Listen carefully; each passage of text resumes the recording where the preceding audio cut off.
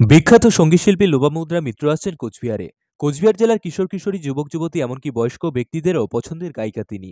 আগামী 29শে মার্চ কোচবিহার শক্তিসংঘ ক্লাবের মাঠে আসছেন তিনি। বিখ্যাত এই গায়িকার গান শুনতে কোনো প্রকার টিকিট ধার্য করেনি ক্লাব কর্তৃপক্ষ।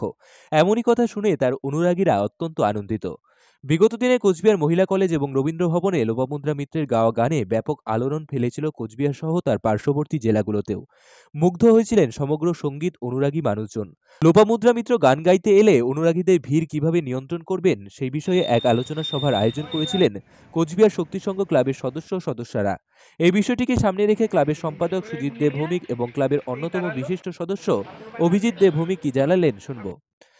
29শে মার্চ লোপামুদ্রা মিত্রের প্রোগ্রাম হচ্ছে শক্তি সংঘ ক্লাবের সংলগ্ন মাঠে, শক্তি সংঘের পরিচালনায়, ব্যবস্থাপনায়। এখানে কি কোনো এন্ট্রি ফি রয়েছে যারা দর্শকরা দেখতে আসবে তাদের জন্য? না না না না, একদম ওপেন। সকল কোচবিহারবাসীর জন্য কি বার্তা দেবেন? সকল কোচবিহারবাসীকে বলবো যে আপনারা সেদিন আমাদের এই অনুষ্ঠান, লোপামুদ্রার অনুষ্ঠান দেখার জন্য প্রত্যেককে আমাদের ক্লাবের পক্ষ থেকে আমন্ত্রণ জানাতে হবে সারা কোচবিহারবাসীকে। আপনার নাম দাদা? আমার নাম সুজিত দে ভৌমিক। কি দায়িত্বে আছেন? আমি ক্লাবের সম্পাদক।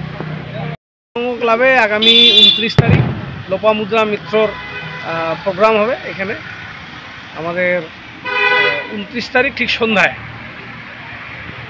বাংলার সঙ্গীত জগতের স্বনামধন্য শিল্পী লোপামুদ্রা মিত্র তিনি সঙ্গীত পরিবেশন করবেন। এটা কোনো কার্ড নেই, ফ্রি অফ কস্ট।